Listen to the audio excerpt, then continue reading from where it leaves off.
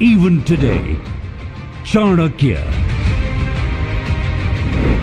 a brilliant strategist, philosopher, and military advisor. He left an indelible mark on our nation's story. Chanakya's wisdom inspired the Indian Army and claws to come together to create a multinational platform, Chanakya Defense Dialogue. A platform that highlights India's strength and readiness. Bharat is moving towards centenary milestones. Holding the mantle of global leadership, it is ready to navigate not just regional but global security challenges. With a focus on cutting-edge technological solutions, driven by the spirit of Make in India, our defense sector has taken monumental strides in Atmanirbharta and fortifying India's position as a confident, self-reliant and determined nation. Join us in the spirit of Chanakya's legacy and wisdom as we commence the Chanakya Defense Dialogue 2023 with eminent speakers and domain experts from around the globe. Together, we strive for a safer, secure, and more stable world.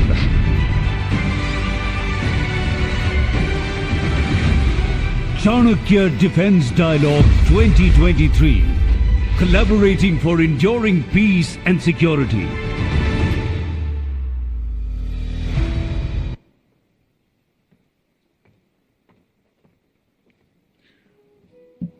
Well, a little glimpse from the year 2023, and here we are in the second edition. With that being said, I'd also like to inform you all that in a short while, we will be having the august presence of Chief of the Army Staff. So please do note that upon his presence, there will be a bell that will ring. And when that happens, as a mark of respect, I will be announcing all of you to please rise up. But as of now, I'm going to request you all to continue being seated. That being said, safety will always be of utmost priority for all of us, which is why, for the benefit of the members of the audience, let me inform you that we've got 4 exit doors for this hall. In fact, 2 are to my right, 1 right ahead and 1 right behind, and 2 to my left, again 1 right ahead and 1 right behind, which is why in case of any emergency, I'm going to urge all of you to head to the nearest exit and then you can tweet about it later or discuss about it later, but safety comes as an utmost priority for all of us. With that, in a short while, we're about to get the program started. Meanwhile, I'm going to request all of you, urge all of you to continue being seated. We will be witnessing some invigorating discussions, some riveting thoughts coming in from our speakers, and I'm sure all of us are eagerly looking forward to this day, today and tomorrow as well, for the second edition of the Chanakya Defense Dialogue 2024. And for those who are entering inside the hall, once again, I'm going to request all of you to please take your seats. We'll get the program started within the next couple of minutes.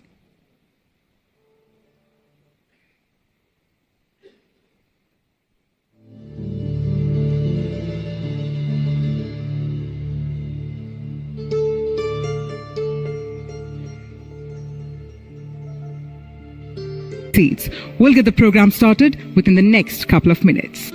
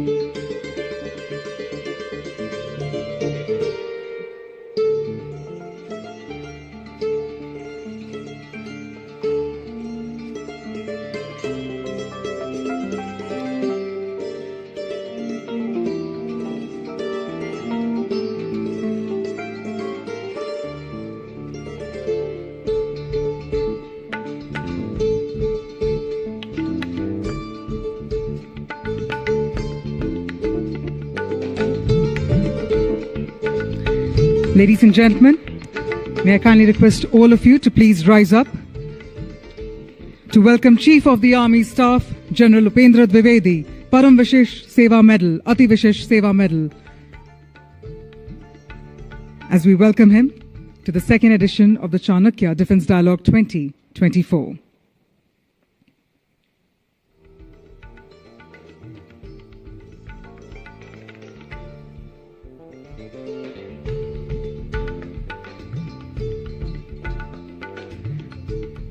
I now request all of you to please take your seats.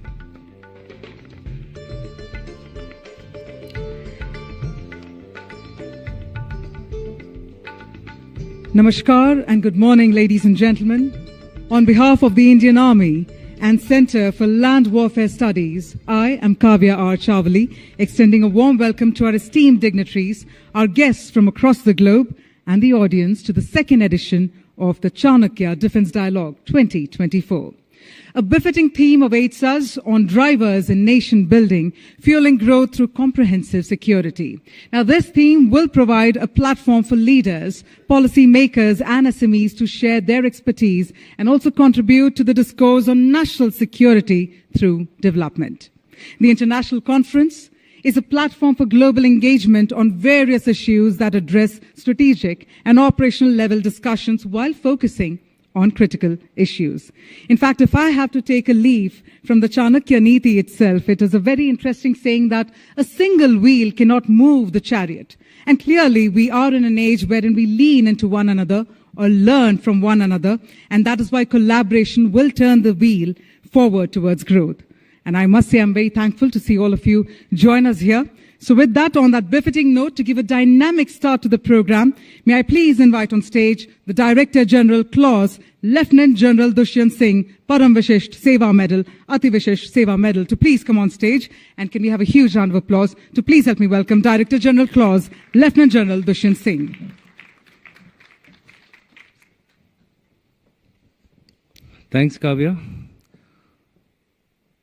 Chief of the Army Staff, General Upendra Dwivedi, the chair, members of, there are a lot of guests who are yet to arrive, so I'll start off straight away with the preliminaries. Distinguished civil and military officers, veterans, members of the academia, scholars, industry leaders, security experts, friends from the media. It's my proud privilege to welcome you all to the second edition of the Chanakya Defence Dialogue 2024, a platform that brings together the finest minds in the defense, security, and nation building from across the globe. Your presence today reflects our shared commitment towards making India not just stronger, but also more secure and self-reliant as we journey towards Viksit Bharat by 2047. In the words of our Prime Minister, we are moving towards a Saksham, Sudrid, and Shashakt Bharat. Honorable Raksha Mantri will be addressing us in the evening at 4 p.m. I'm sure all of you will be eager to listen to him. RM's leadership has been instrumental in guiding India's defense modernization strategic initiatives. Under his direction, India is making significant strides towards building a more self-reliant defense ecosystem, a crucial part of our nation's long-term security vision. We are indeed fortunate to have the Chief of the Army Staff with us. We extend our heartfelt gratitude to him. Your leadership, along with the dedication of the armed forces, ensures that India remains a formidable force on the global stage, ready to face any challenge to our sovereignty and security. I would also like to mention here the former chiefs of the Army, Navy, and the Air Force who have contributed in their own ways towards this journey of making India more secure and more productive, and contributing towards the journey of national development towards the aim of making India developed by 1947. A very warm welcome to all international and national speakers from across the globe. Your participation is a testament to the importance of global cooperation and dialogue in the pursuit of security and peace. To our serving fraternity, veterans, academia, scholars, and industry representatives, your insights and contributions will enrich our discussions as we examine how national security and growth are interlinked. A brief word about Chanakya Defense Dialogue. The Chanakya Defense Dialogue, launched in 2023, aims to provide an intellectual platform for in-depth discussions on how defense and security form the foundation of India's overall growth and development. The core objective of this initiative is to develop a comprehensive security strategy to address emerging threats and safeguard our national interest. This is crucial in achieving the national vision of development for all. Through this dialogue, we aim to shape a cohesive and a long-term integrated perspective plan which includes the formulation of policies and doctrines tailored to the evolving nature of warfare in the Indian context. The first edition of this seminar, held from November 3rd to 4th, 2023, focused on the theme Collaborating for Enduring Peace and Security with an emphasis on Indo-Pacific region. This year's theme, Drivers in Nation Building, Fueling Growth Through Comprehensive Security, is not only timely, but also critical as we discuss the interconnection between economic growth, strategic security, and social development. In fact, I would say the timing couldn't have been better than this. We had just recently concluded the SCO summit, thereafter the BRICS summit. The PM had visited Ukraine, Poland.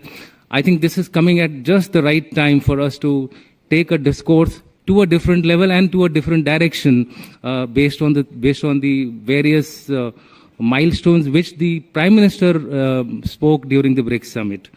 What do we have for offering you this time? The agenda is jam-packed. We have 2 days of 6 sessions. The first session is Geopolitical Dynamics, Navigating International Coliseum as Global Power Dynamics Shifts. This session will explore how India can strategically position itself on the world stage, securing our interest and shaping global policies. In this session, we will have Palki moderating it, and we have the likes of Lisa Curtis, Ambassador Kamal Sibbal, who will be forming part of this particular discourse, and Karis White from Israel. So you can see the kind of spread of speakers which we are having for this particular session. The second session will be equally interesting. We will have the discussions on economic development strategies and national security imperatives. Economic strength and security are inseparable. As all of you know, I keep saying that it's a egg and chicken story. People talk about 2%, 3% budget for the defense. I say if the economic pie increases, the budget for the defense will also increase. So we will have this session being moderated by Gauri Dwivedi. She is a well-known anchor, NDTV, and also has an expertise on economic matters. And we will have other speakers, Mr. G.S. Reddy, who is the former scientific advisor to the RM and also the chairman of DRDO. And we will have the other speakers also forming part of this particular thing. Mr. Sanjeev Sanyal, who is the PM, who is the member of the PM's Economic Advisory Group. I think I'm going to have a very, very interesting discussion even in this session. In the third session, we shall talk of environmental sustainability, balancing growth with economic concerns in today's world.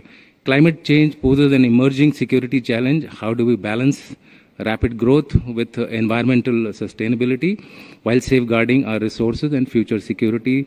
Dr. Tara would be moderating this particular session. We have Elizabeth coming all the way from US via China to us. I think we should give her a big hand for traveling all together in a continuous duration. And then we also have speakers we'll have speaker from National Defense Management Authority, our own General Ata Hasnan, who will be speaking about disaster, which is as a result of our ignorance of climatic, overlooking climate concerns, which are actually gradually happening, as you can see, all over the world.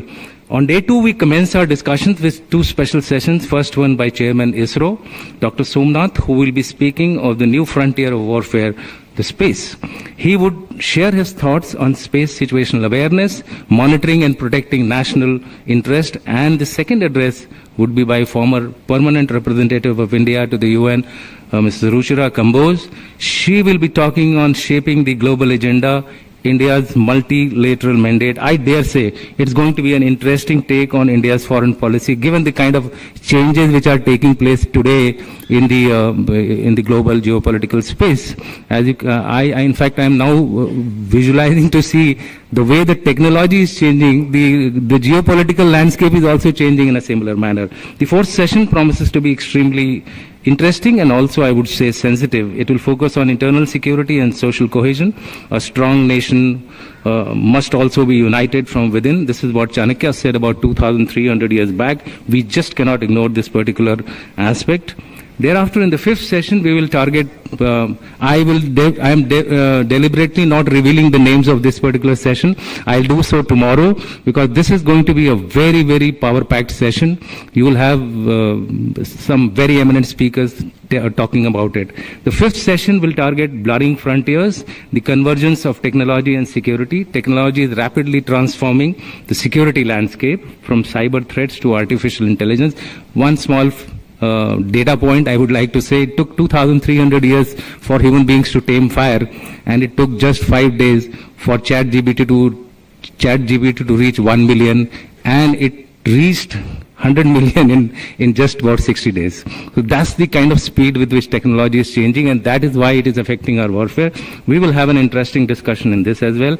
And finally, the curtains will be drawn on Chanakya Defense Dialogue with discussion on the core area of our interest, the Indian Army's interest, and which is shaping the land warfare, reflections for the Indian Army. And why only Indian Army? We will actually open the space for all the three services, and that is why, whether you call it by providence or by chance or by deliberate effort, we have created a panel which includes moderation by a naval officer, Vice Admiral A.B. Singh, who will be moderating it. There is a U.S. Air Force War College representative, and we have the Army, of course, and all three are foreign speakers and one is an Indian speaker. I think we expect some fresh ideas for ourselves in this particular session. So look forward to that, all of you, tomorrow. The seminar is not just a dialogue, but a roadmap. It is an opportunity to discuss, and as I just told the chief, there is something for everybody in this particular seminar. So please do not go away, remain in this particular hall. We have deliberately chosen to do the Chanakya dialogue this time in this particular hall so that we can get more number of participants.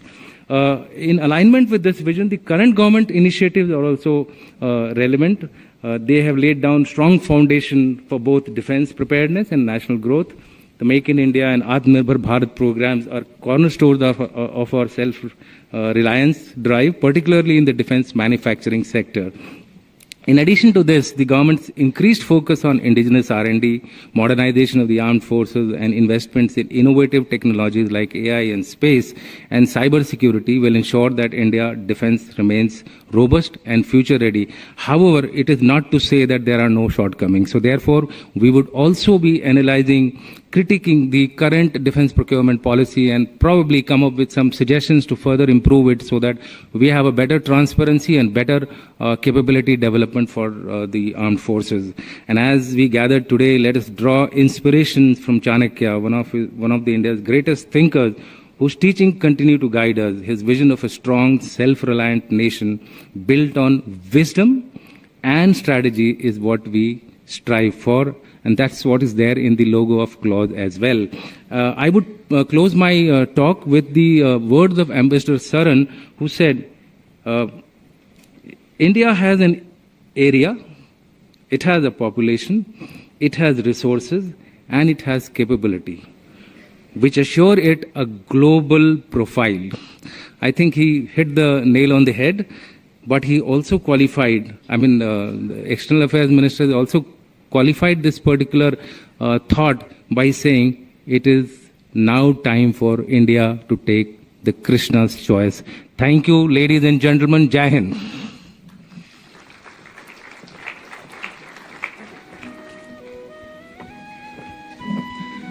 Thank you. Thank you very much, sir, for truly setting the tone for what's about to come for these 2 days of the Chanakya Defense Dialogue 2024. In fact, back in the morning, I had the delight of meeting someone who's also a political science student. And she very eagerly said that she's looking forward to all the deliberations over here because it will also set an impetus to the way she thinks and will also make her understand the geopolitical dynamics. So it looks like we do have an eager audience. So with that, without any delay, let's actually deep dive into our very first session coming your way, because this session aims to dissect the intricacies of international relations in the modern world, cultivating partnerships for peace and security, balancing national interests through hard and soft power, and explore the interplay between development goals and national security objectives.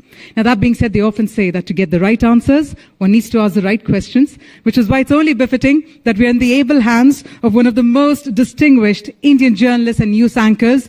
To spearhead the session, we have with us none other than Ms. Palki Sharma, Managing Editor, Network 18. If I could please invite you on stage, Palki.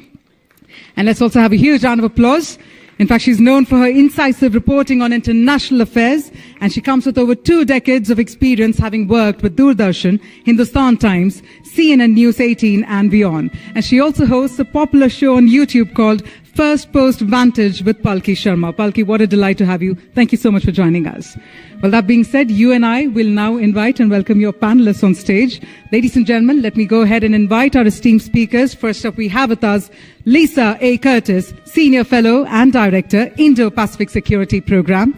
In fact, ladies and gentlemen, she also comes with over 20 years of experience in the U.S. government, and she's a leading expert in the U.S. policy towards Indo-Pacific and South Asia, focusing on U.S.-India strategic relations, Quad cooperation, and counterterrorism strategies. Well, that's right. Let's keep that energy and that momentum going.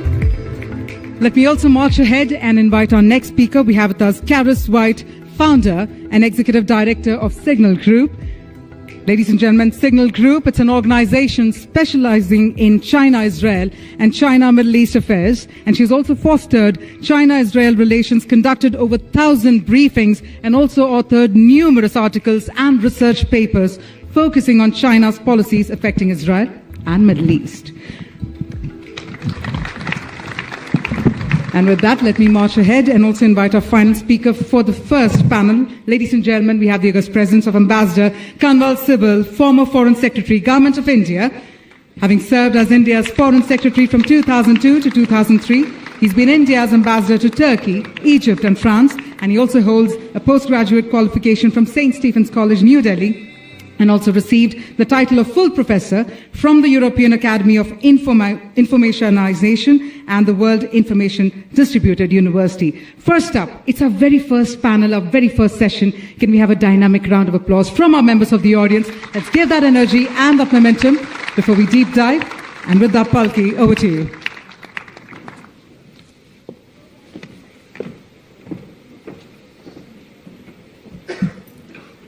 Thank you, Kavya, and good morning to all of you.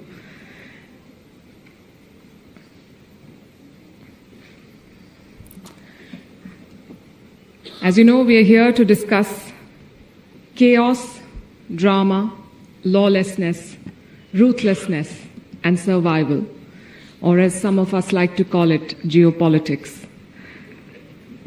The theme of this session sums up what global politics has come to represent, an international Coliseum. You will find friends in this arena, you will find rivals, you will find actors, you will find gladiators. The fight is ugly, the fight is unfair, and the stakes are very high. Our goal today then is to explore how countries must navigate this Coliseum, this maze of opportunities and challenges. But before that, let's also understand what we are dealing with. And for that, I want you to think back to some of the key stages of your life, your school, your college, your job, your family, and what is the one common thread, what is the one similarity that you find in each stage. I hope your first response is happy memories, because if not, then this session is the least of your worries. But beyond that, I think what you'll find common is that at each stage, we more or less had a set of rules. We had individuals to enforce those rules, and we knew that there were penalties or punishments for those who would not abide by those rules. That is a large framework that we all sort of understand and follow. We know how to identify the red lines, and most of us have figured out how to stay within those red lines. And that makes it easy, or relatively easy, for us to navigate our lives. But the world of geopolitics is not like that. There are no clear rules. A lot of times people don't abide by those rules, and we would like to believe that there are enforcers like the United Nations or the International Court of Justice, but you see what's happening in Gaza with more than 40,000 deaths, or you see the arrest warrant against Vladimir Putin of Russia. And you know that our international Coliseum may have rules, but these rules have no teeth. They exist merely on paper to give us a semblance of order, an impression of stability. And you may have heard this dialogue in many movies that there is only one sheriff in this town. But in our town, our world, there are no sheriffs. And sometimes there are a lot of actors who all want to play sheriff and clash with each other. So it really is the Wild West, which often makes you wonder, how is the world functioning? And history shows that there is no set playbook, there is no set formula or template to guarantee success. You have to adapt, and you have to change your policy and approach according to the times. During the Cold War, it was the alliances. They were the go-to option. There was a US-led NATO alliance. There was a Soviet Union-led Warsaw Pact alliance. And between them, they started an arms race and built enough and more weapons to blow up our planet many times over. Thankfully, it did not come to that. It did not become a shooting contest. Then there were countries like India, which refused to be part of camp politics because we decided that it was not in our interest to be boxed in any alliance. But partnerships don't always have to be in a military or an ideological context. There can be economic partnerships as well, which can be quite dynamic and effective. A good example would be the European Union or the ASEAN. They're far from perfect. They have a lot of chaos internally, but they have ensured peaceful rise of the regions that they are part of. Remember, this is still the Wild West after all of this. And you have your own national security objectives within an alliance or a grouping, and those objectives may clash. So then the question is, what do you do? How do you achieve your objectives? Do you use hard power or soft power? And I would say that the answer can be found on a cricket field. You must have seen the captain sometimes set a very aggressive field against a particular player of the opposing side, so you know that this captain is after a wicket. Then there are situations when the team is spread across the field, so you know that the objective is to limit the runs that the other team scores. And in a typical match of cricket, you would see captains use both these strategies. You can say the same for countries. You have to strike a balance between hard and soft power in different situations. If you're too soft, you're seen as weak and a pushover. If you're too hard, then you're seen as a global bully. And I would say that India has effectively been able to use both these strategies. The latest example, someone mentioned China, I think, earlier today, and we've seen a border deal with China, and I think that is the result of the use of both soft and hard power. We've been able to reach this agreement after more than 30 rounds of talks spread over 4 years. So we say that this is a win for diplomacy. But this win has come in a context. These talks happened while we had also deployed brute military strength on the border. Do you think China would have agreed to an agreement, to a deal like this, had we depended only on diplomacy? Knowing the Chinese, the answer is no. The other kind of example comes from the Maldives, where the use of military strength became the source of friction. And so India leaned on its soft power and rolled out the red carpet for President Moizu and offered financial help. And today the relationship with Mali is much better than what it was a year ago. So I guess the idea is to first figure out which battles to fight, where to invest your political capital, and then how to fight them, with hard power or soft power, and in what proportion. And this is just a snapshot of the challenges that our world faces. There are many, many complexities. For instance, what happens when your national security objectives clash with your development goals? And we saw Europe face this dilemma 2 years back. When Russia invaded Ukraine, the Europeans knew that their gas supplies were coming from the Russians, and that is what powered their homes and offices. But their national security doctrine required them to cut their dependence on the same supplies. So we know what the Europeans chose eventually and how it worked out for them.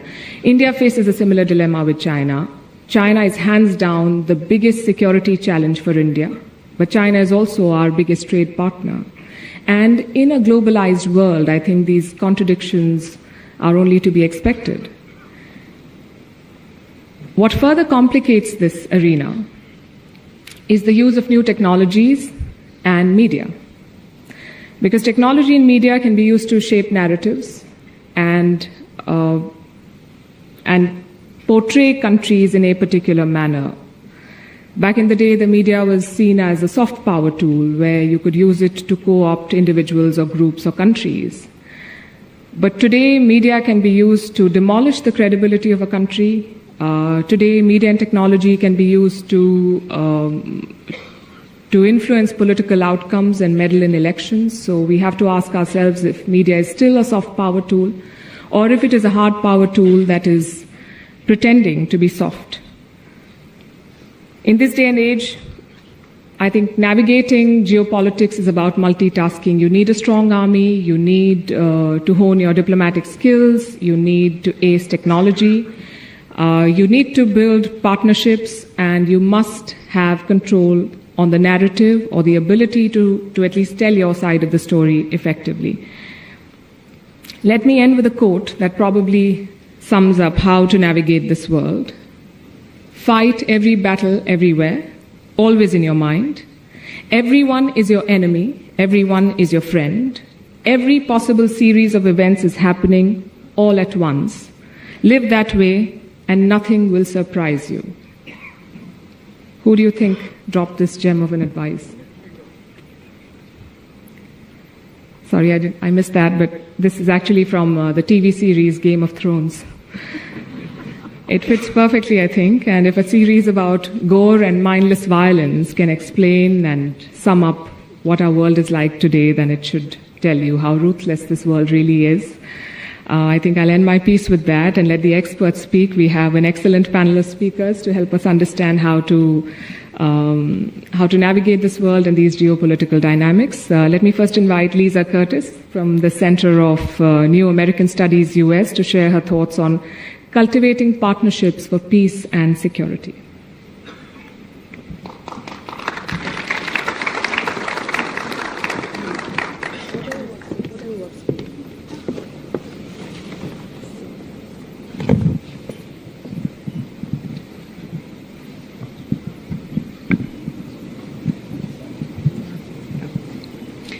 Okay. Well, thank you very much to Claus for inviting me here. It's a pleasure and an honor. And I also want to acknowledge the honored Army Chief for being with us. And let me just give a few of my thoughts. I think Palki did a great job opening us up, gave us a lot of food for thought. And as she said, she's asked me to speak on cultivating partnerships for peace and security. So in the face of global instability and uncertainty, I think it's absolutely critical that like-minded nations search for new and better ways to build cooperation and prepare together for potential future crises. U.S.-China competition, whether it is in the realm of global economics, the technology race, or military competition, is and will be a reality for several years to come. This does not mean that conflict between the U.S. and China is inevitable, but it does mean that addressing this China challenge will be the number one priority for the United States for many years to come.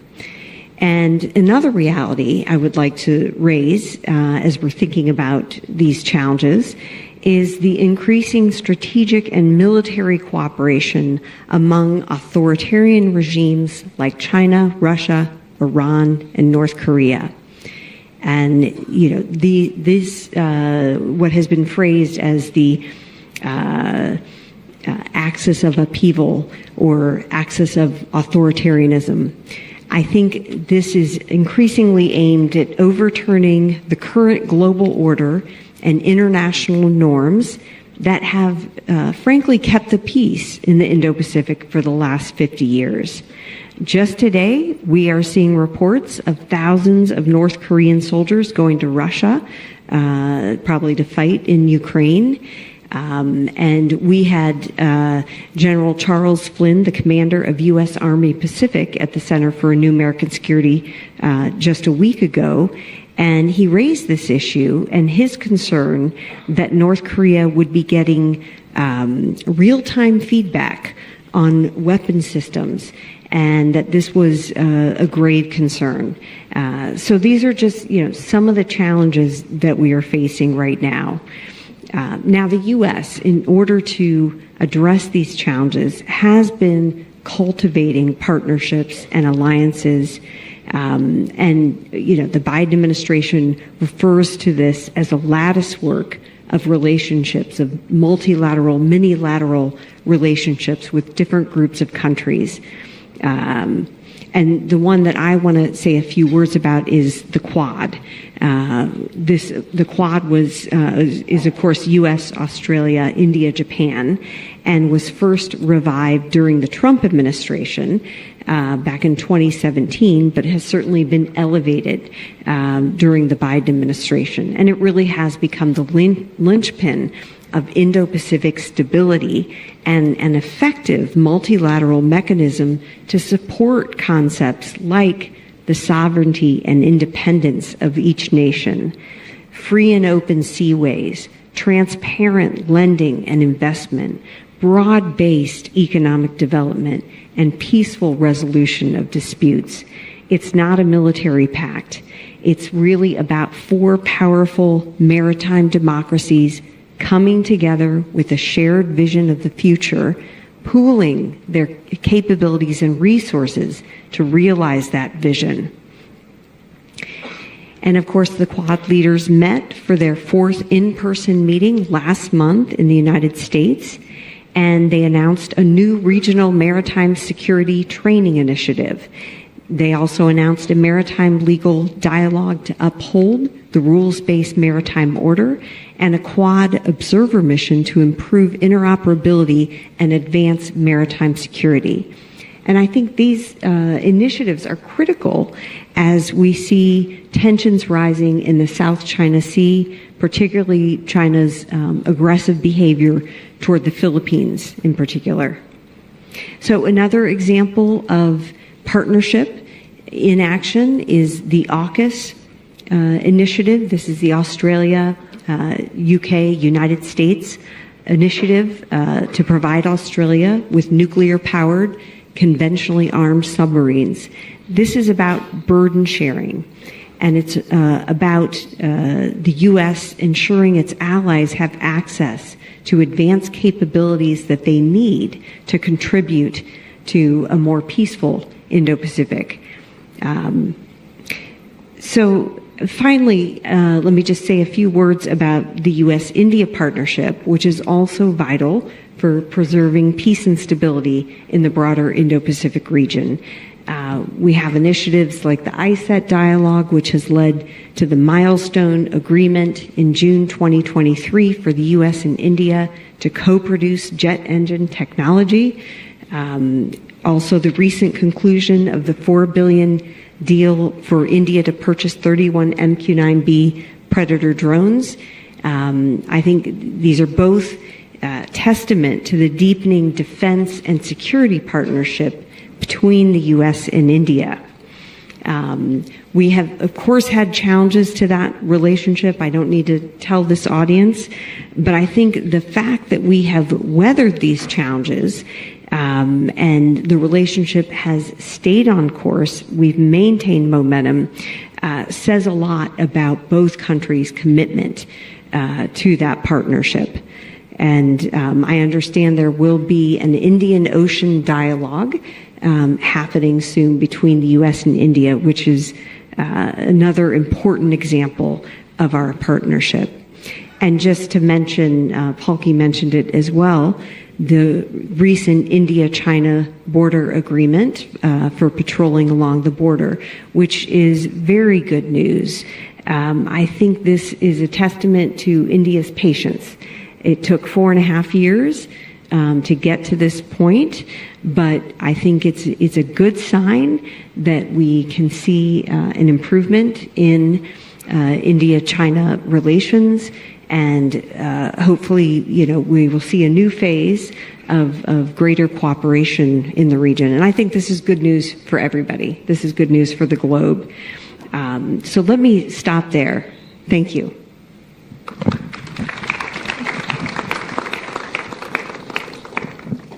Thank you, Lisa.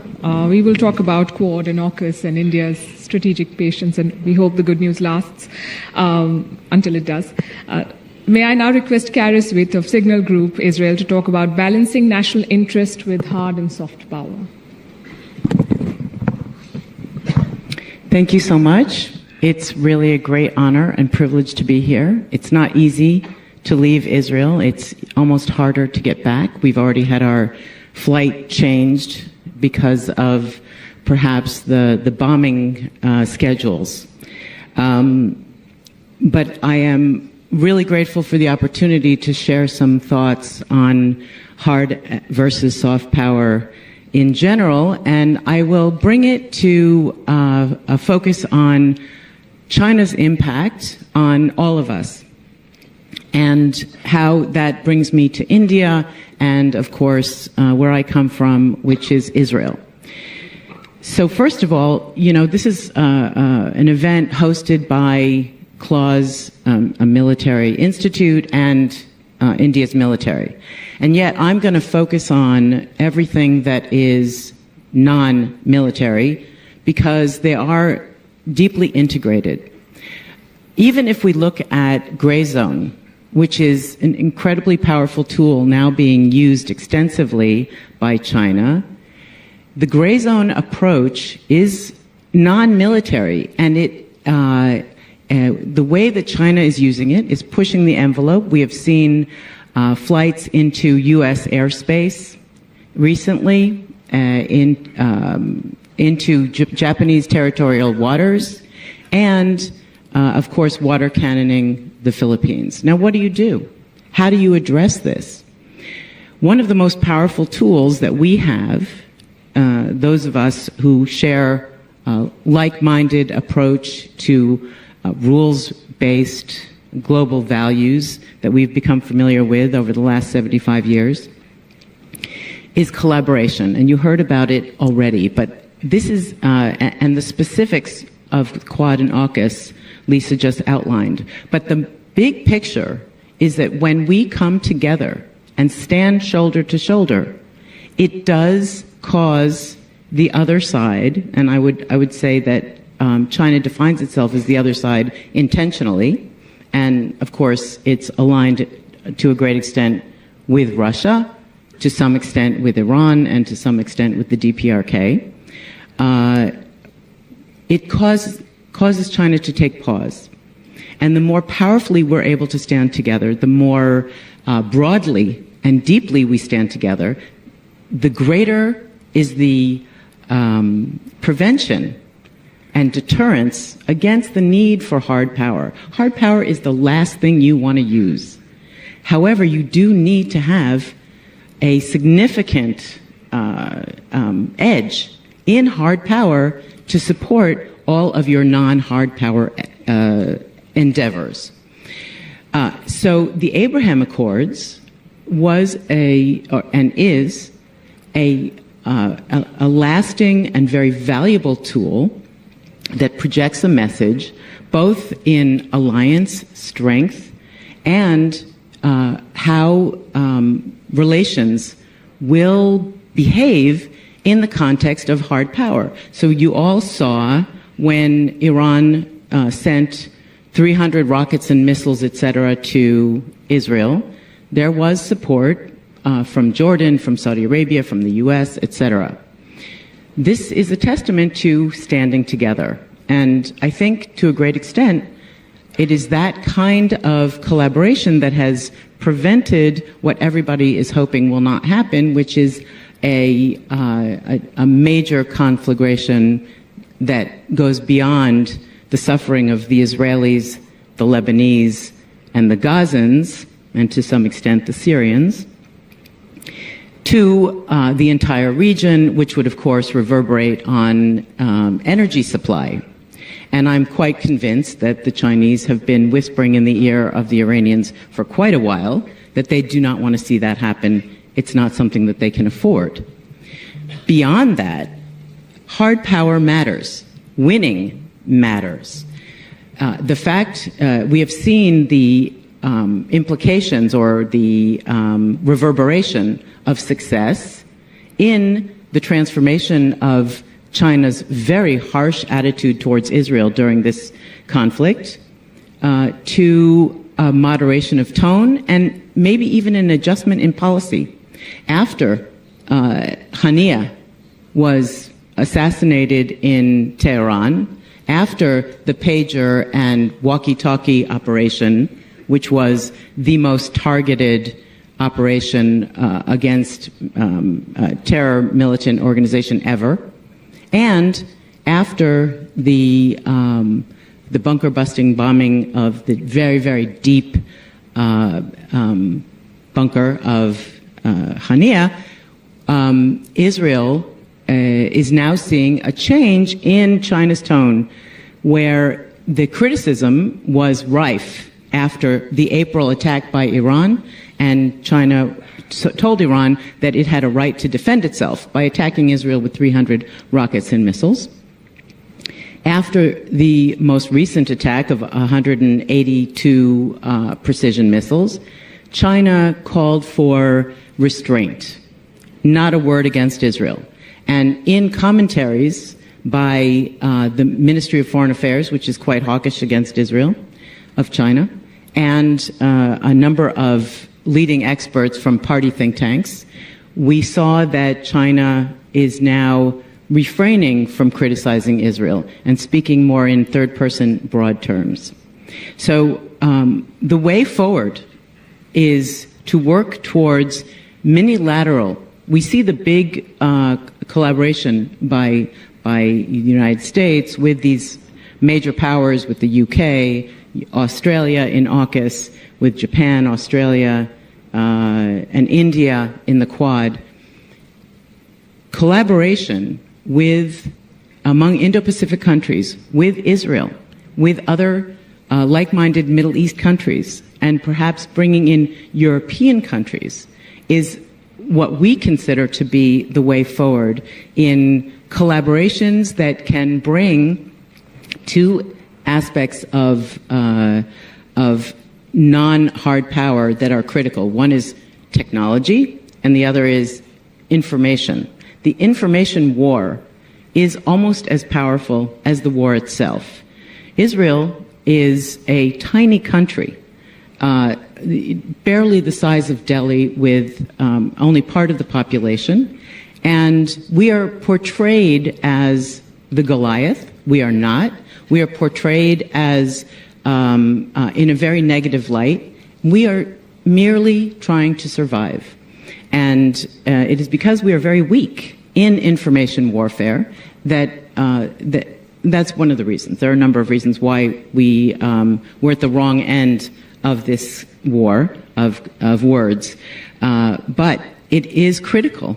And how China is able to portray itself versus how the U.S. portrays itself. The U.S. propaganda machine doesn't have one. doesn't compare to what China can produce there.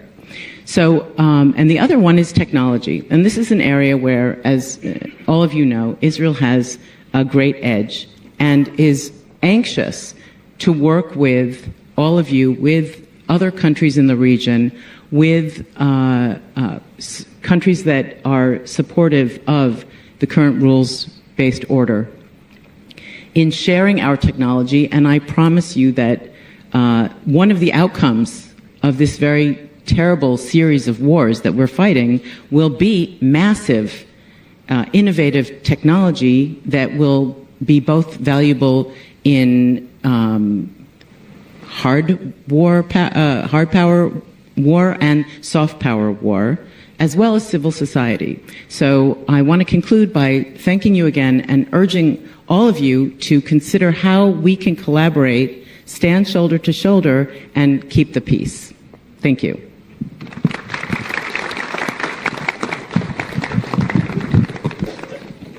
Thank you very much, Karis Reed, for so nicely summing up how you balance national interest with hard and soft power. May I request Ambassador Kanwal Sibal now, former Foreign Secretary of India, to speak on the interplay between development goals and national security objectives. Okay, I think that's good. Sure.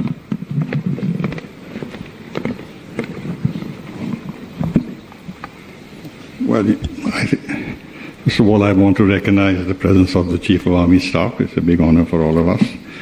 And I thank the Director General of CLAWS for inviting me to participate in this session. And we have a very, very competent moderator, Palkisha. I have a little grouse, though, against the director because he's given me the most difficult subject to talk about. Interplay between development goals and national security objectives. So I had to think a lot about how I can relate the two things. Now, before we talk about the interplay between national security objectives and development goals, we must be broadly clear what the national security objectives can be. This is hardly something that I should speak about in the presence of all those people who are involved in protecting our national security, but nevertheless, the most important thing is the protection of our sovereignty and our territorial integrity, which means protecting our borders. We should have the capacity to deter or repel aggression. We should focus on building a friendly neighborhood. But beyond that, we have to promote economic growth, as it is only economic growth that will generate the resources to have the means to protect our national security. For that, we need access to resources. I mean, all countries don't have all the resources they need for their economic growth. Often they're not available inside our country.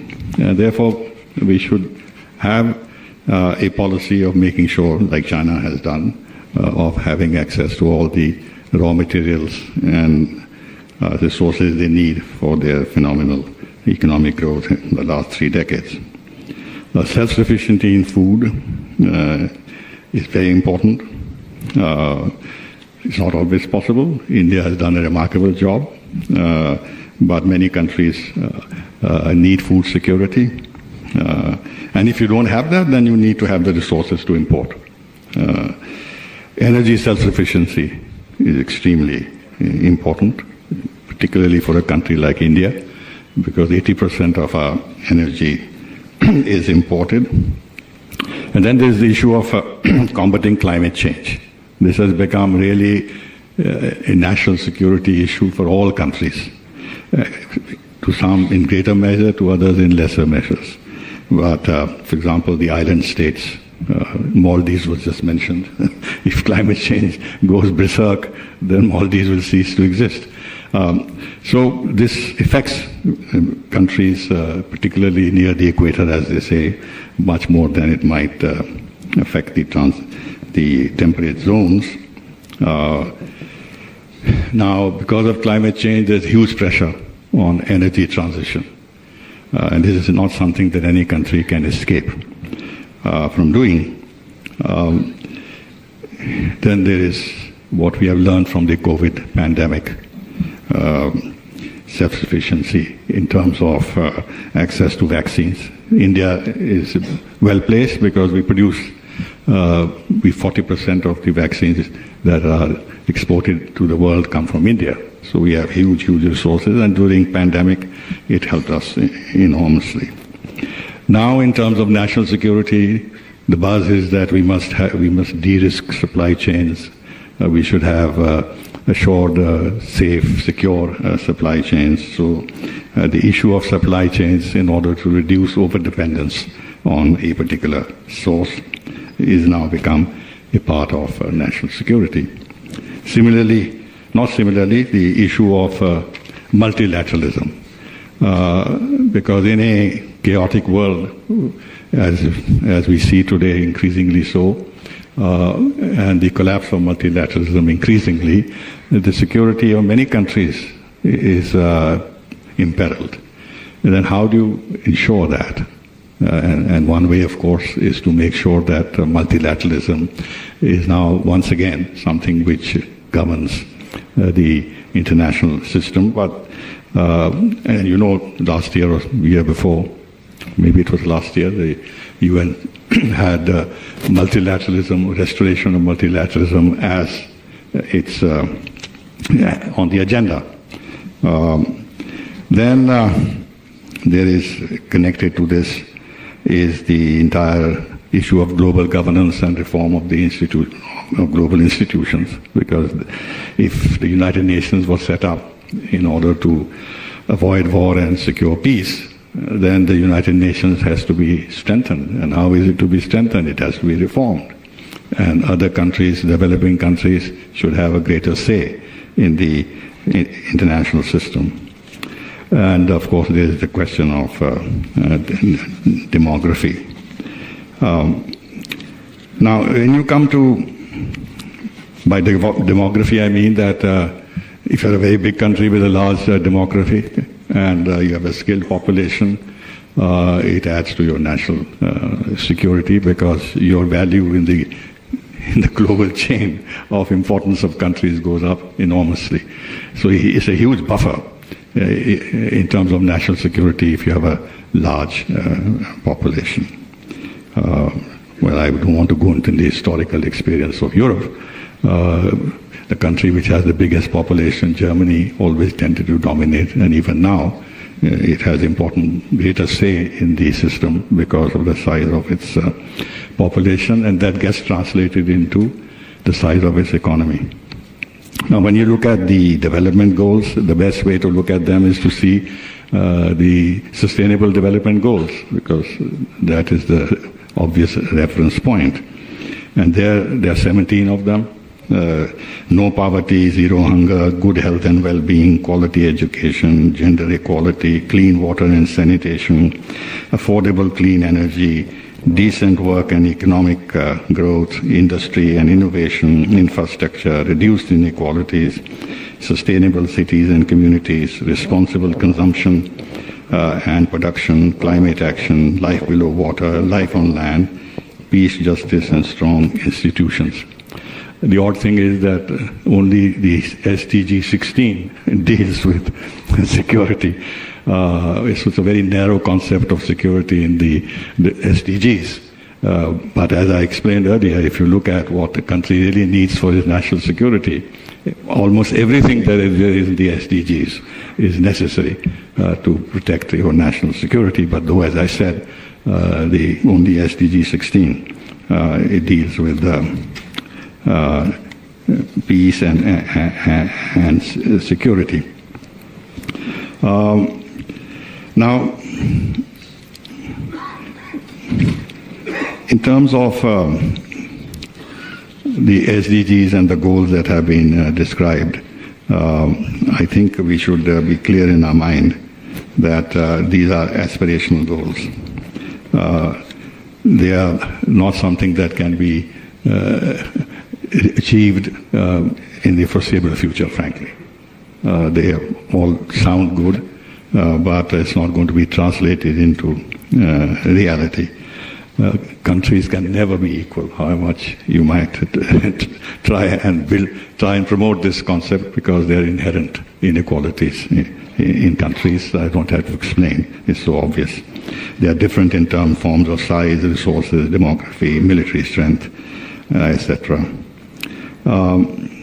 Then if you have to achieve these development goals in the context of national security, you need financial resources, you need technology, you need innovation, there is the issue of new military technologies, and all this is still dominated by the West. So how do you then talk about equality on the global stage, etc., unless there is a flow of technologies and finances from the developed world to the developing world. You have a situation where China has emerged as a rival to the United States, and it has its own hegemonic ambitions. One of the goals is life on land, which actually is something which Prime Minister Modi, in terms of his concept of life, has been alluding to, that you have to live a life which is compatible with the world's resources going forward. But I don't think the rich countries are going to change their lifestyles because they're worried about the lifestyles in the poorer countries. And as it happens, their lifestyles have become a model for the developing countries. They all want to build American, European style of prosperity, which is highly consumptive of resources, global resources. And the global resources are relatively finite. Even if there are technological solutions here and there, that's not going to solve the broader problem of access to of everyone to limited resources so that everybody achieves a degree of equality. So far as India is concerned, in terms of our development goals and national security, I think everybody agrees that we must grow at about 7 to 8% for the next 2 decades to be able to achieve our goal of Viksit Bharat by 2047. We have to do this even as we have a very, very challenging neighborhood. We have the problem of China that we are grappling with. We've not been able to grapple with the problem of Pakistan despite several decades. Both countries have territorial claims on India. One country has still not given up promotion of terrorism. And we have the growth of radicalization in our region, now both in the west and east, with what we are seeing happening in Bangladesh. We have to become a stronger military power. There is absolutely no question of that. And that is needed for deterrence. But we must also keep in mind that the Ukraine conflict has shown that nuclear deterrence is not an answer. After all, Russia is, along with the United States, the most powerful nuclear country in the world. And here you have a proxy war that is directly against Russia. And the nuclear dimension has not been taken into account. And Putin, therefore, has been warning time and again that don't forget, we are a nuclear power. And if our existence is threatened, then anything can happen. But his warnings have gone unheeded, and therefore there is a revision of the Russian nuclear doctrine in order to convey the message that we are serious about it. There's a lesson in it for us that our nuclear deterrence, which we are trying to build, may not be actually the answer. Therefore, we must have very strong conventional forces. That is very, very clear, apart from, of course, investing in new technologies that we see operating in the areas of conflict that we see today. We need more budgetary support. That will come when our economic growth happens, and automatically, even if it is 2% or 1.9%, but if the kitty is very large, then the billions go up. Now, the artificial intelligence issue has become extremely, extremely relevant and serious. And therefore, we have to work very hard on leveraging artificial intelligence, because this is going to affect everything not only civilian life but also the military. There is this whole business of civil-military fusion. This is something that China has done successfully, and America has done this for a long time. But we have to then pay far more attention to this. And then, of course, all the domestic reforms that are needed in order to achieve the kind of growth that we have in mind. So I think this is what the broad picture is with regard to the interplay between development goals and national security. I'll end by talking a little bit about the SDG 16, which is to promote peaceful societies, promote the rule of law at the international and national levels, reduce illicit financial and arms flows, combat all forms of organized crime, broaden and strengthen the participation of developing countries in the institutions of global governance, and by 2030 provide legal identity for all. These goals were supposed to be achieved by 2030. To my mind, this is just not feasible, possible. But nevertheless, this is the direction in which we have to go. Thank you.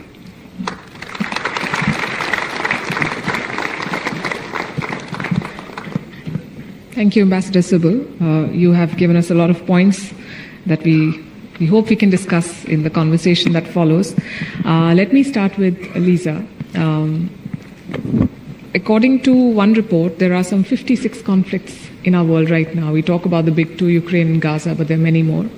And interestingly, more than 90 countries are involved in conflicts beyond their borders. This is the world that we live in. How do you think we can foster partnerships that go beyond military alliances to go ahead and address the root causes of protracted conflicts like the one that we see in Gaza?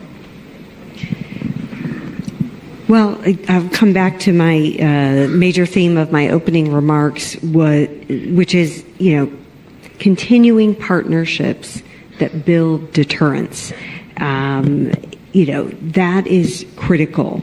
And also partnerships that provide public goods for countries, right? If a lot of countries in the global south, they have development needs, they have economic needs.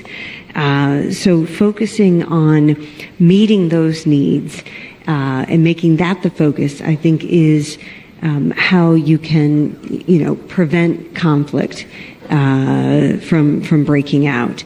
And I think, encouraging democratic trends and practices, the U.S. and India, both, great democracies.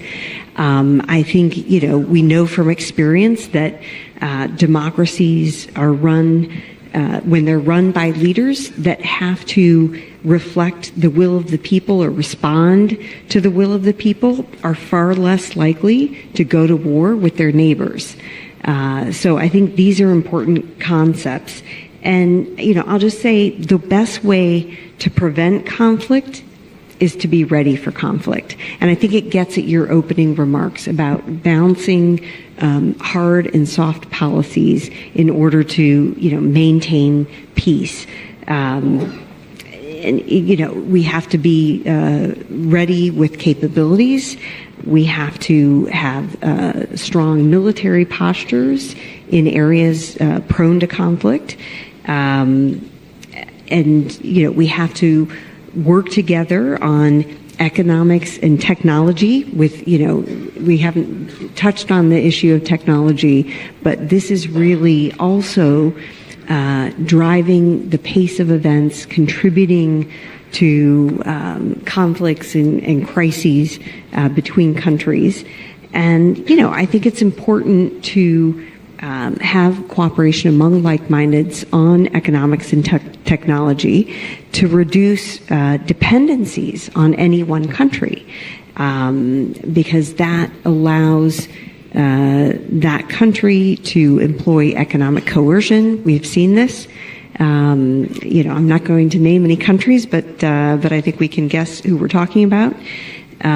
So I think, that's why it's so important for like-minded countries to be developing resilient supply chains and to be looking for new ways to work together so that, we're not dependent on any one country for, critical minerals or critical technologies, telecommunications. I think this is some of the ways that you can prevent conflict and keep the peace. Yes, and you mentioned democracy and building partnerships, and that's very interesting. But this is a complex world, like we've been saying. And one feature of democracy is that there are elections, and elections throw up results that may be different from the previous election, and bring in leaders who may not be as committed to certain partnerships as their predecessors were. And these are long-term arrangements that we're talking about. So I guess that's another challenge that we're dealing with. I'll come to that in a bit. Let me get in Karasweet into this conversation. We are talking about Israel. Like you said, it's fighting a war in Gaza and in Lebanon and facing challenges from Iran. How do you think Israel can balance its need for, its immediate military defense, that is the hard power, with its long-term diplomatic goal to find peace with its Arab neighbors? We've seen a lot of progress in the last few years, but we don't know where things stand at the moment. So how do you balance the two? I can say it in one sentence. First we win, then we negotiate. It's the only way. It's the only way to move forward in the Middle East, and I think in other parts of the world. And listening to Lisa, you're listening to an American who comes from a very big country that is very successful, that has a lot of resources, that has an ocean on each side, that has Canada in the north and Mexico on the south, as you all know. And having that kind of environment allows you to talk about things like cooperation when you're talking about 96 conflict, or 50, 90, whatever the number was 56. You said. I obviously come from the diametric opposite, surrounded by countries that now we do have peace. We have a cold peace with Egypt. We have a cold peace with Jordan. But we have a very good normalization with the Gulf, and or at least many of the Gulf countries and others, Sudan. And I would say that democracy is something that needs to be learned, needs to be taught, and there are a number of things. If we want to prevent conflict on a global level, not just between U.S. and China, we need a few things. We need education. There has to be some, UNESCO has an education protocol for peace and tolerance. And there's an organization in Israel that analyzes the degree to which different countries adhere to that, including Israel. And Saudi Arabia and Egypt have both improved their educational systems towards peace and tolerance hugely. Guess when? When they started to want to improve relations with Israel. Other countries, and we've seen a huge deterioration in the Palestinian Authority in this way. Nobody, or at least not enough people, in my view, pay attention to education. We are all a product of our culture and our education, which leads me to the second thing that we need to pay attention to, which is culture. Each culture is going to have a very different need and approach, and we have to respect those different cultures and then adapt basic values and principles that we consider to be core, which is another question, because, there are some groups of people who believe that sending your child to suicide bomb is a core value. Kill yourself for the sake of whatever, their beliefs may be. Be they political, be they religious, whatever. So we have to have some basic rules. People say, everybody wants a better life. The Chinese say, everybody wants a better life for their child. Well, what defines a better life? In some cases, a better life is to struggle and fight and commit terror attacks in order to regain what you consider to be your land. And you've probably heard this line, from the river to the sea, although the Americans sing it out all the time on campuses. They have no idea what river or what sea they're talking about. But it happens to be the land of Israel, and leaving no part of that blue and white, which is the colors of Israel, but all green, which is the color that the Palestinians have adopted. So I would say culture and education. Then there's a couple more things. We have to empower women. In the United States, there's been huge progress. There's still a very long way to go. In Israel, we have progress.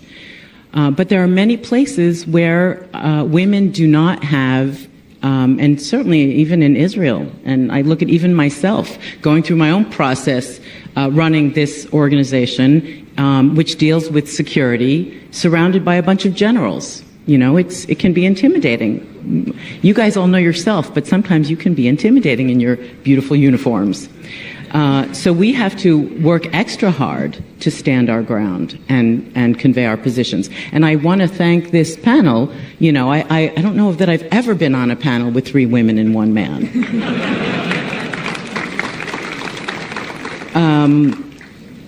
So the last thing I want to talk about is money.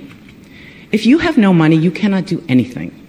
And when Trump enforced sanctions on Iran, and in general played hardball, the world was a little bit more peaceful, I think.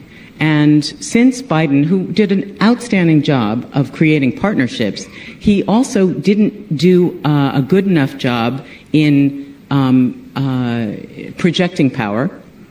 Pulling it, the way that he pulled out of Afghanistan definitely was an example of that. And I don't know, I've learned from my military colleague who's here with me, Brigadier General Eran Ortal, who you'll hear from tomorrow, that when you are going to leave, it's very hard to do it in a good way. But nonetheless, it was not in a good way. And it left an image of the U.S. as being weak. Weakness does not lead to peace.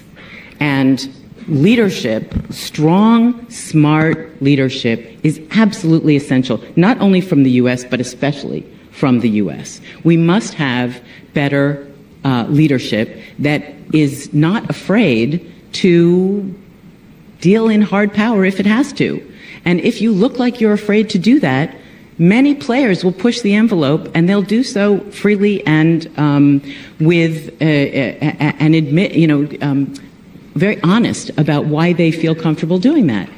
And I've heard many commentaries about the fact that Iran's behavior in our region, partly because the U.S. released a huge amount of funds, partly because the U.S. did not enforce those sanctions. And where did the money go? Obviously, to missiles and rockets that come at Israel and supply to all these proxies. If Hamas did not have arms, a free flow of arms from Egypt, this, October 7 probably wouldn't have happened. And I want to say, I just want to finish my comment with one remark more. At the G20, hosted by India, you did an outstanding job, and you brought in the African Union, brilliant, and you focused on your culture and your civilization and your ancient name, Bharat.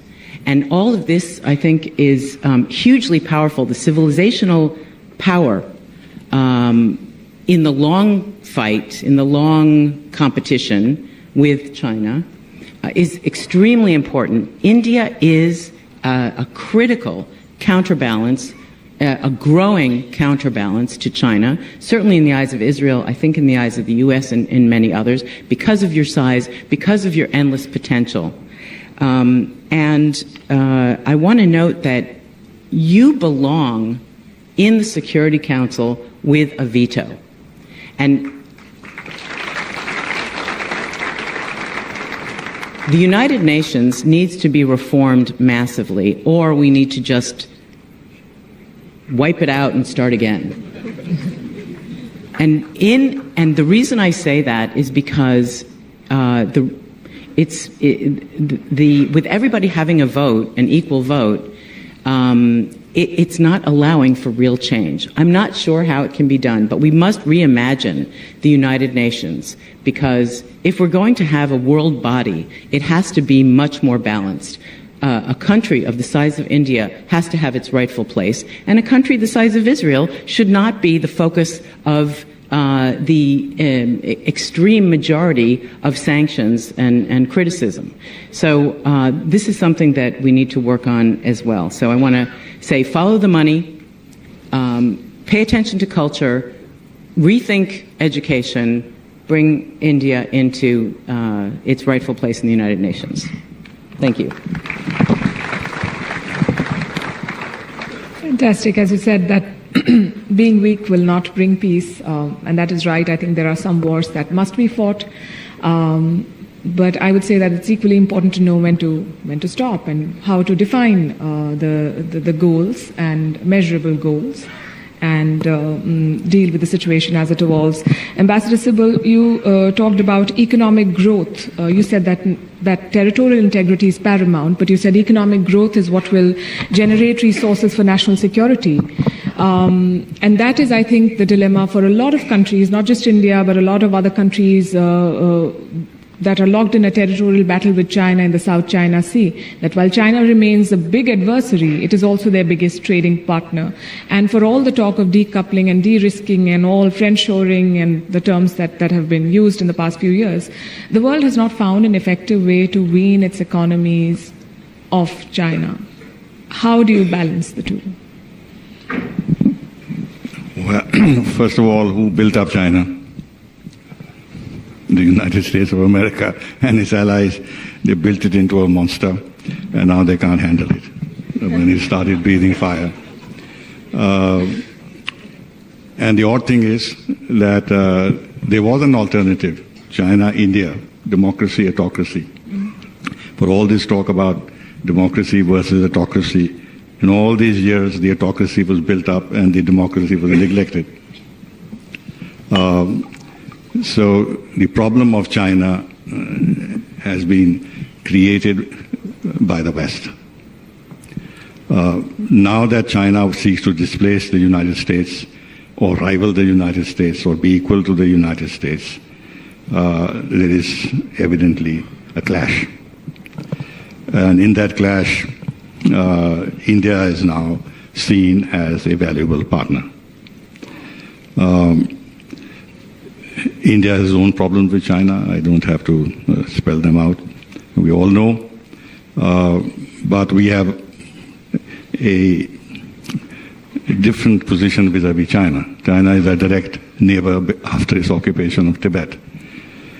Therefore, we cannot have that declared, outright treatment of China as an adversary where we will do everything possible to wring it and contain it if possible and build up alliances and this and that.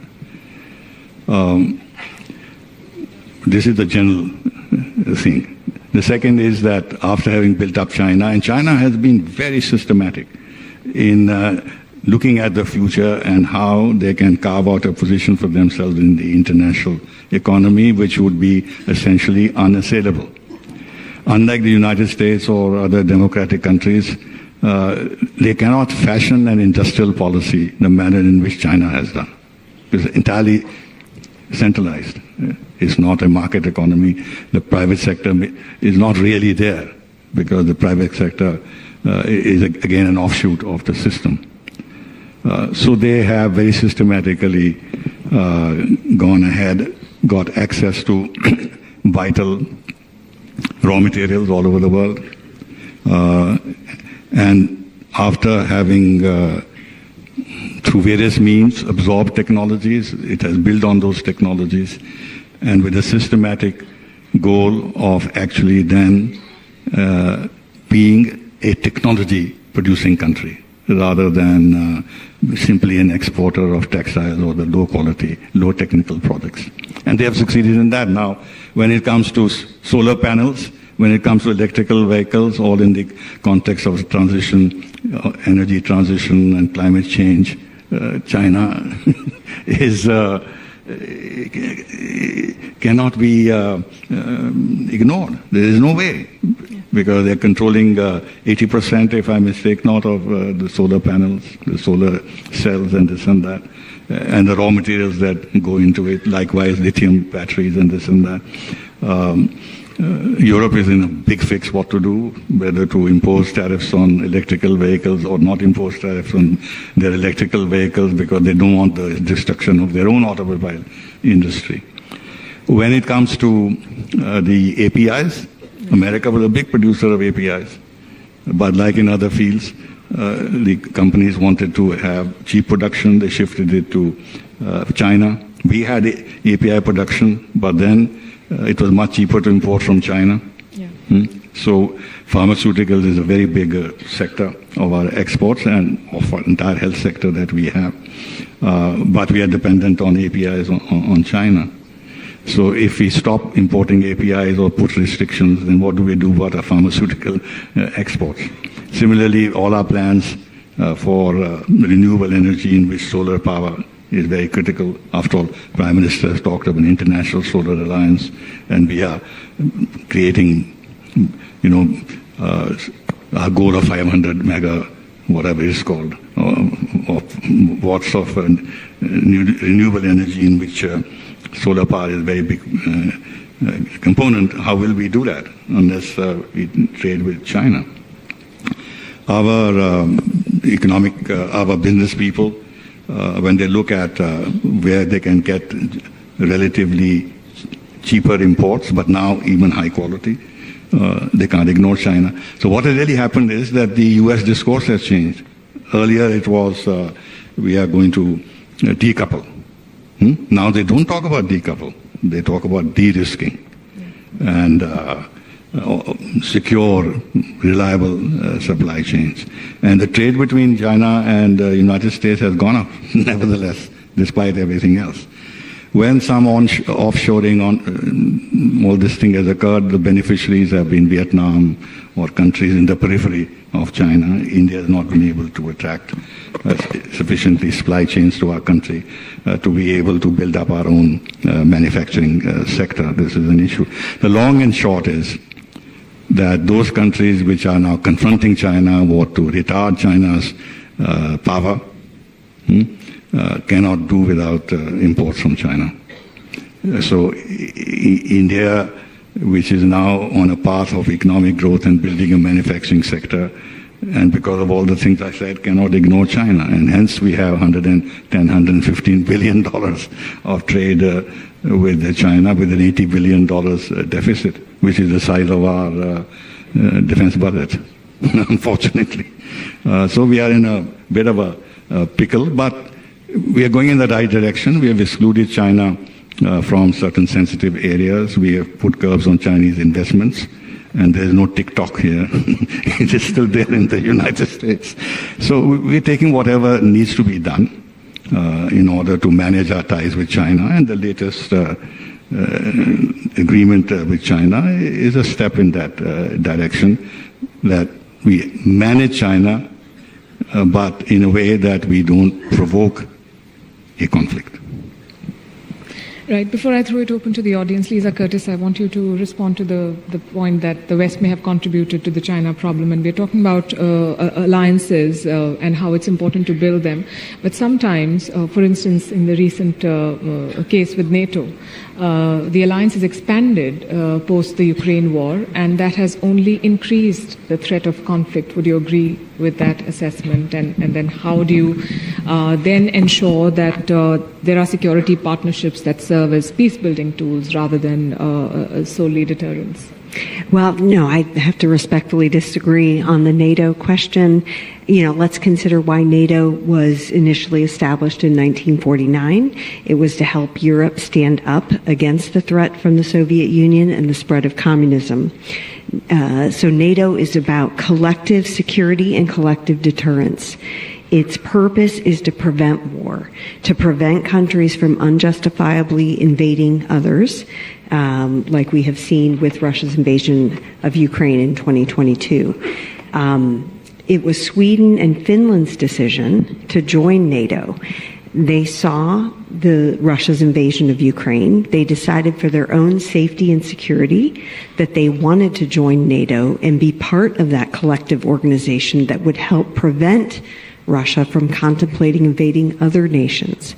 So it's not as if Sweden and Finland, it's not as if the U.S. was begging them to join NATO.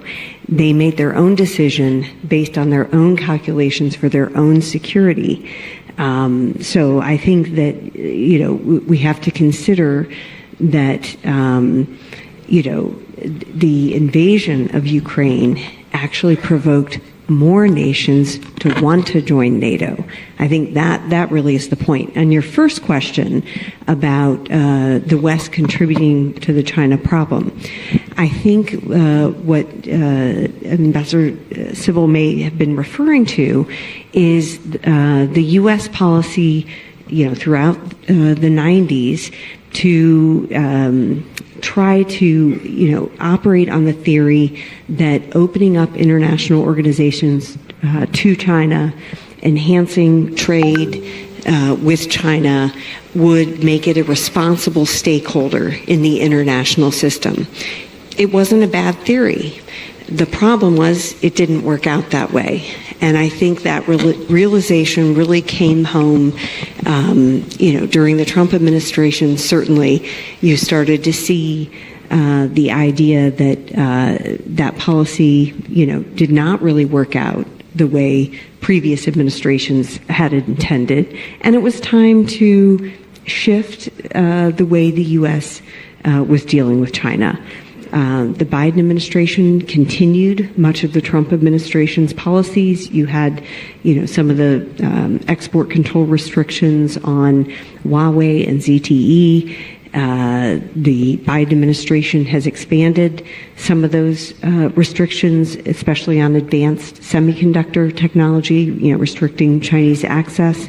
So now the policy is to compete effectively with China. Again, this doesn't mean conflict is inevitable between the U.S. and China, but it does mean that the U.S. Is going to recognize the challenges, compete, continue to invest in its own technologies, invest in its military, ensure it has a strong posture throughout the world, but particularly in the Indo-Pacific. So, yes, I think it's fair to say that the U.S. has shifted its strategy and focus when it comes to China. I need to just intervene for a moment and support Lisa in both areas.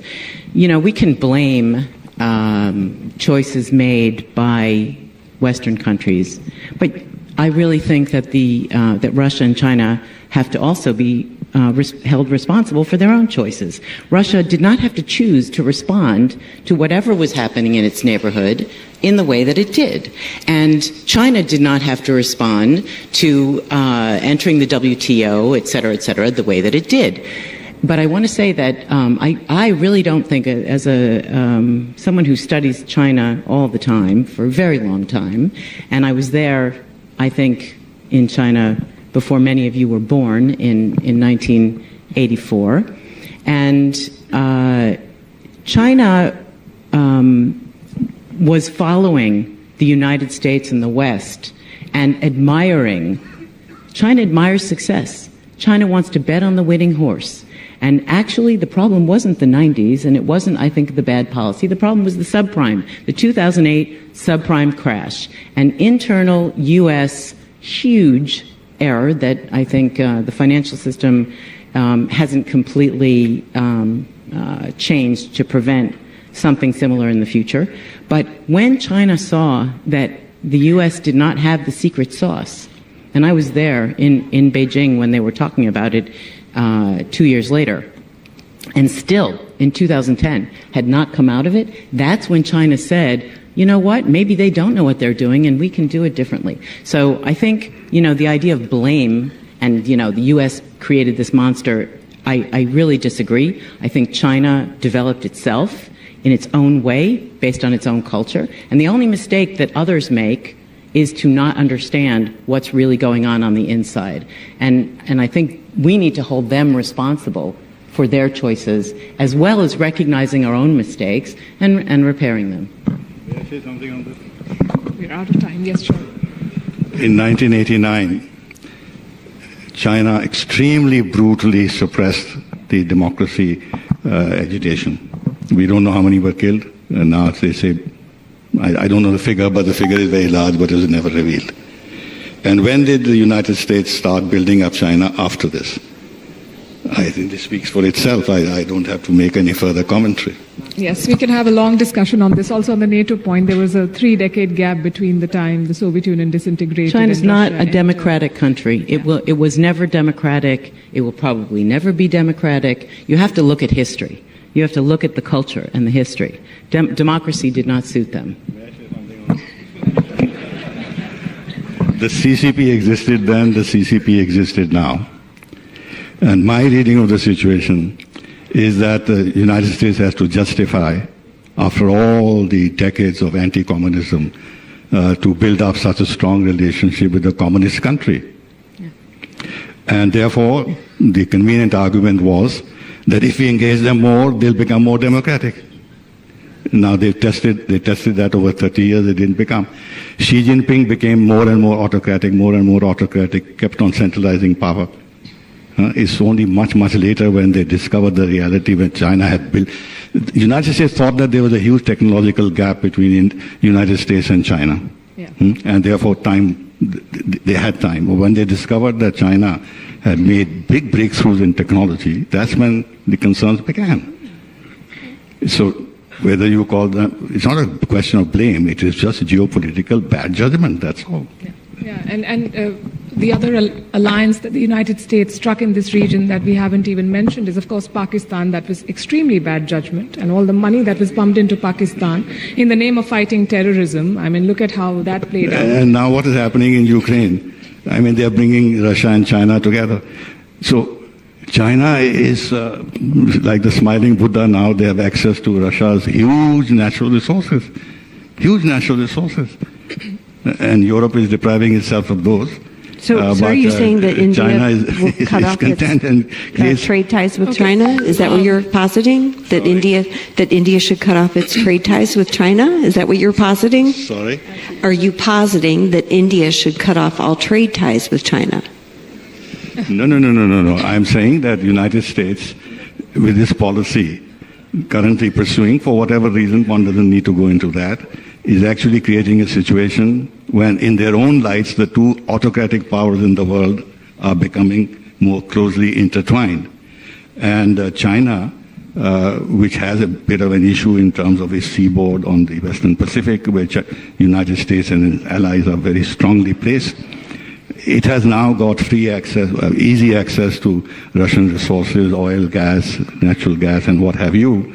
And therefore, and in return, they are selling a lot of these consumer goods and everything else that Russia needs, and their trade has gone up to $200 billion. Geopolitically, from our point of view, it's a big subject. I can talk about it. It doesn't make sense for the United States to pursue this policy of throwing these two countries into each other's arms, which creates problems for us too.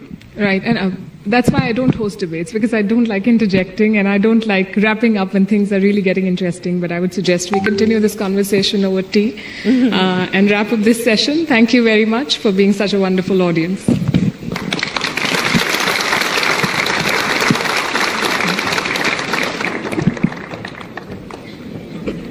Thank you. Thank you so much. I think it was interesting to see the dynamics here on stage as they got to deep dive on the geopolitical dynamics. Can we have a louder round of applause as we managed to gather some extremely interesting insights from our speakers.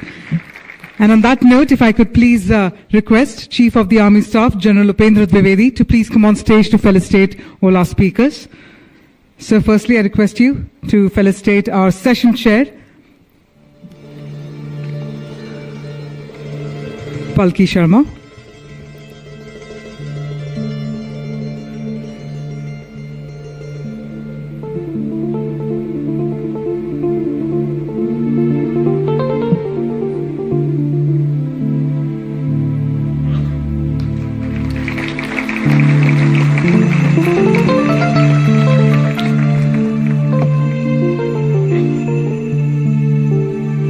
now request you, sir, to please felicitate Lisa A. Curtis.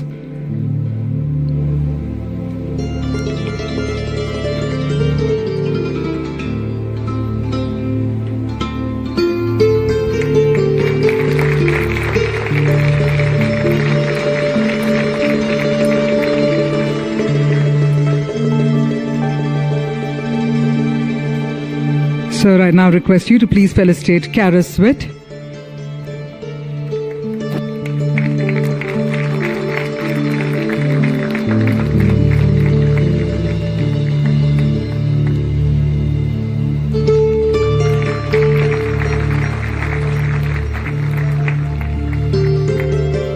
And sir, I now request you to please felicitate Ambassador Kanwal Sibal.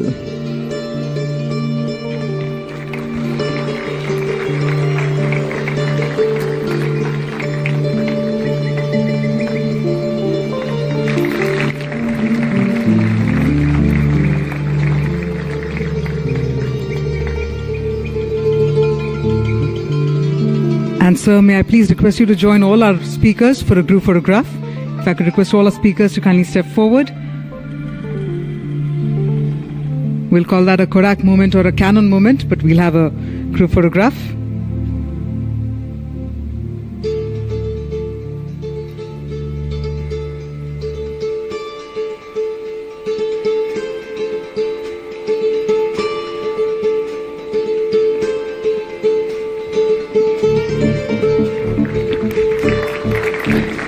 Thank you once again, sir. And thank you to all our speakers, all our panelists. Thank you, Palki, for beautifully spearheading that session for us, our very first session.